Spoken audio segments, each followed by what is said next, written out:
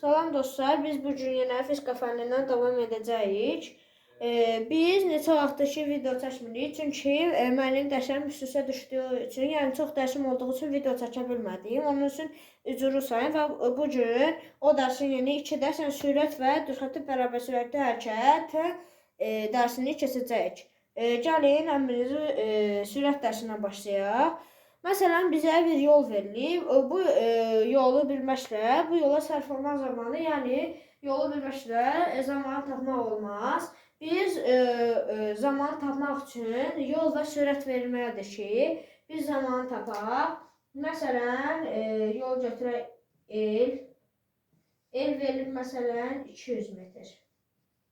Bizə t-ni soruşur.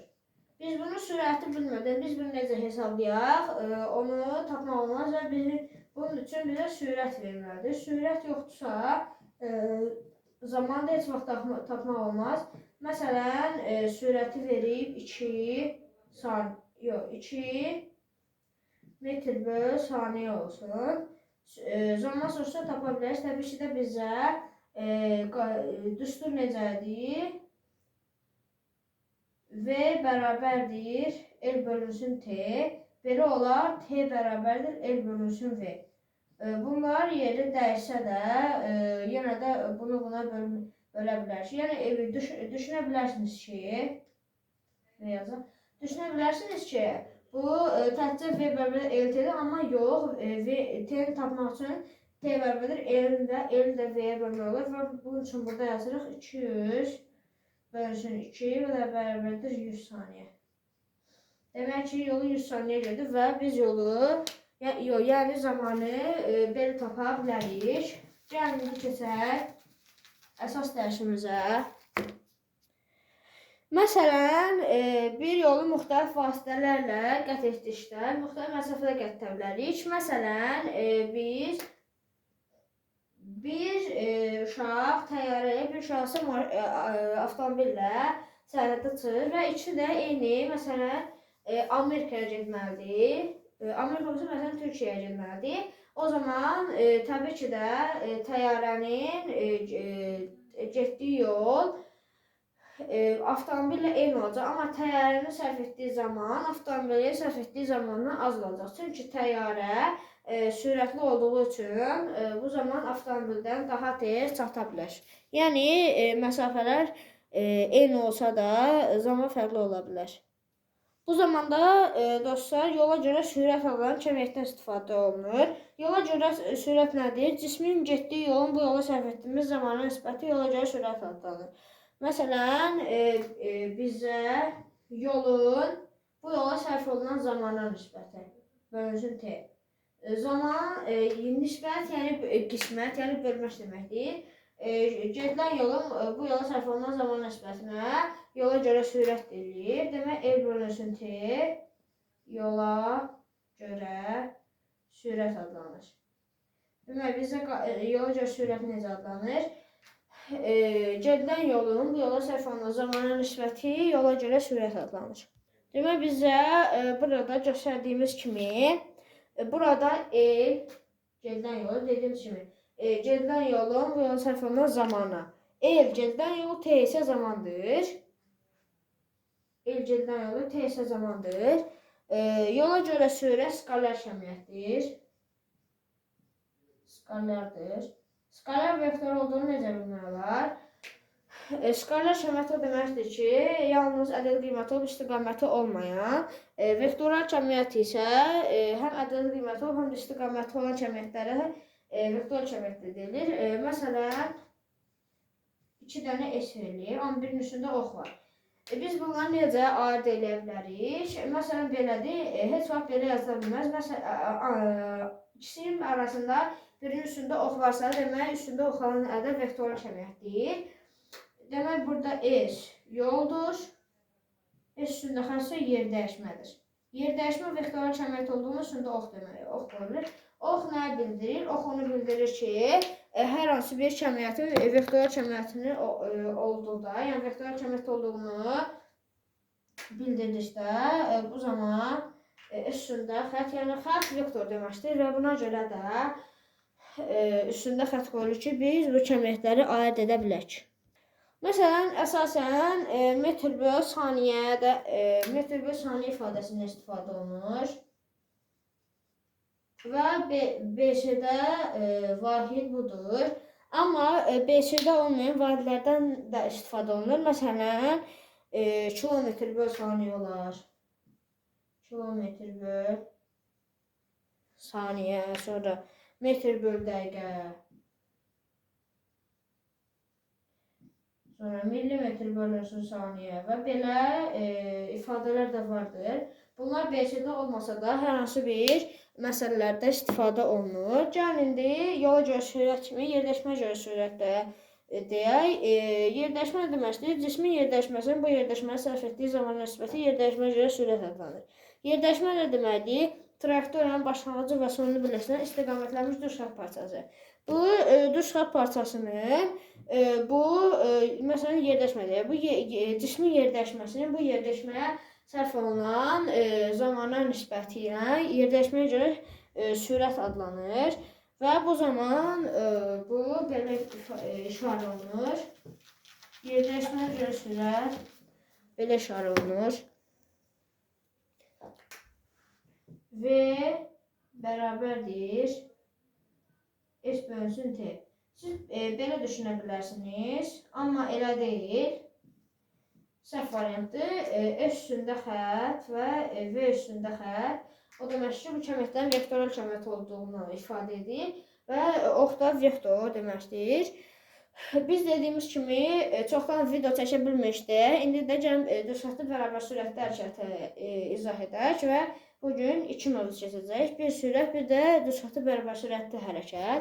Bizim bugünkü dərsimiz sürət idi. Demək, əsas yerləşməyə görə sürətin düzsürdə belədir. Gəlin keçəndə düzxətti bərabər sürətli hərəkətə. Gəlin keçək düzxətti və bərabər sürətli hərəkətə. Düzxətti hərəkət nəyə deyilir? Gəlin əvvəlcə buna bir nümunə çəkək. Məsələn, bəzən müxtəlif cisimlər istiqamətlərini dəyişmədən hərəkət edə bilir. Məsələn, götürək bir təyyarəni götürək. Demək, təyyarələr bəzən də deməyək, çox zaman istiqamətlərini dəyişmədən hərəkət edirlər. Məsələn, təyyarə hərəkət edərkən havaya baxdıqda təyyarə düz xətt üzrə hərəkət edir və bu zaman o düz xəttdə hərəkət edir. Məsələn, təyyarənin uçuşu və ya avtomobilin hər hansı bir məsafəni getməsi, məsələn, biraz məsafə deyək, həmişə avtomobil düz yox, əyri xəttli də gedə bilər və avtomobilin bəzi yerlərdə düz xətt üzrə getməsini buna nümunə göstərmək olar. Düz xəttli hərəkət nə deməkdir? Cismin hərəkət trayektoriyasının, yəni cismin hərəkət trayektoriyası düz xətt olarsa, belə hərəkət düz xəttli hərəkət adlanır. Gəlin birinci bu trayektoriyanı çəkək. Trayektoriya formasına görə iki yerə ayrılırdı. Keçən dəfəki trayektoriya yol və yerləşmə dərsimizdə. Trayektoriya növünə görə, formasına görə iki yerə ayrılır. Düz xəttli və əyri xəttli. Cismin hərəkət trayektoriyası düz xəttli olarsa, yəni düz xəttli trayektoriya olarsa, məsələn, bir uşaq buradan evinə gedir. Düşünə bilərsiniz ki, bu yerdəşmədir, amma yerdəşmə deyil. Əgər biz yerdəşməni tapsaydıq, belə bir trayektoriyamız olardı, amma belə trayektor olmadığı üçün, bu yerdəşmə yox, düz xəttli trayektoriyadır. Yəni, əgər cismin trayektoriyası düz xətt olarsa, belə hərəkət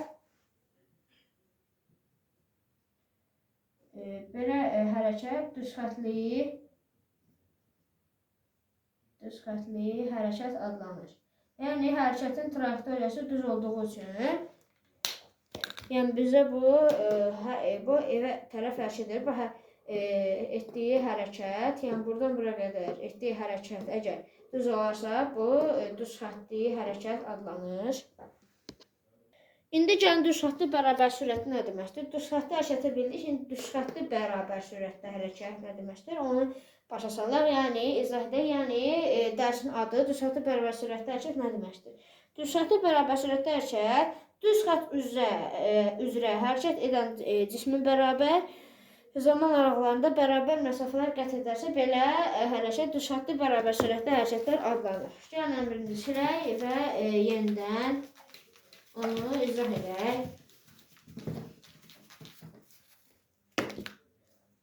Məsələn, bayaq çəkdiyimiz kimi. Məsələn, buradan bura 5 saniyə, buradan bura 10 saniyə gəlib. Buradan bura 5 metr, buradan bura da 10 metr gəlib. Düz xəttə bərabər sürətli hərəkət nə deməkdir? Düz xətt üzrə hərəkət edən. Yəni, buradan buracan düz xətt üzrə hərəkət edən cismin bərabər zaman aralığında. Yəni, bərabər zaman, məsələn, bura 5-dir, məsələn, bura da 5-dir. Biz 10 götürür, məsələn, bura da 5-dir, bura da 5-dir, 5-dir, 5-5 ola gedir. Bərabər zaman aralığında bərabər məsafələr gedirsə, məsələn, 5 saniyə içində 5 metr gedir, 10 saniyə içində 10 metr gedir. Buna düz xətt bərabər sürətli hərəkət deyilir. Məsələn, indi gəlin biz yol necə hesablanır, onu izah edək. Dəqiqə. Yolu necə hesablayırıq, onu izah edək. Yəni, ağzımızda dediyimiz kimi düz xəttli bərabər sürətlə. Yəni, düz xətt üzrə hərəkət edir və bərabər sürətlə eyni sürətdə olduğu üçün eyni sürət nə deməkdir? Sabit sürət deməkdir. Sabit sürət də, yəni sürət V ilə işarədir. Sabit də konstant deməkdir. Və demək bizdə sürət sabit olduğu üçün sürət bərabərdir konstant. Qısaca belə yazılır. Konstant ingiliscəsində constant sözü kimi sözü deməkdir. Amma biz bir də konstant yazmaqdansa bunun qısaldılmış forması const kimi yazılır və əgər hər hansı bir hərəkət, sürət, zaman, yol, əslində bizdə zaman heç vaxt sabit ola bilməz. Yol məsələn eyni ola bilər. Məsələn, yol da konstanta bərabər ola bilər. Yəni bunun üçün hər hansı bir sürət və yaxud hərəkət sabit olarsa buna konstant ilə işarə edə bilərik. Məsələn, biz yolu taparkən bu düsturdan istifadə edirik. Biz yolu taparkən V bərabərdir yola görə sürəti taparkən V bərabərdir E bölsün T. Əgər deyə bilərsiniz ki, yolu taparkən belə ifadədən yox, biz burada V olduğu üçün sürət tapırıq. Belə yol tapmaq mümkün deyil. Yol ellə işarədir. Yolun düsturu isə VT. Yəni sürəti zamana bölüb yol tapırıq. Amma indi bizə bu lazım deyil. Bizə yola görə sürət. Yola görə sürət nə deməkdir? Gedilən yolun bu yola sərf olunan zamana nisbəti yola görə sürət edən və yola görə sürət taparkən bu ifadədən istifadə olunur. Gəlin indi yerdəşmədən danışaq. Düz xəttə bərabər sürətli hərəkətdə yerdəşməyə görə sürət həm ədəd qiymət, həm də istiqaməti sabit olur. Məsələn, indi gəlin yerdəşmədə. Yerdəşmə vektoral kəmət olduğu üçün S üstündə xətt kimi işarədir. Bu kəmiyyətin vektoral kəmiyyət olduğunu ifadə etdiyi üçün, bu S üstündə xəttdə yerdəşmə olduğu üçün, yerdəşmə demək ki, vektoral kəmiyyətdir.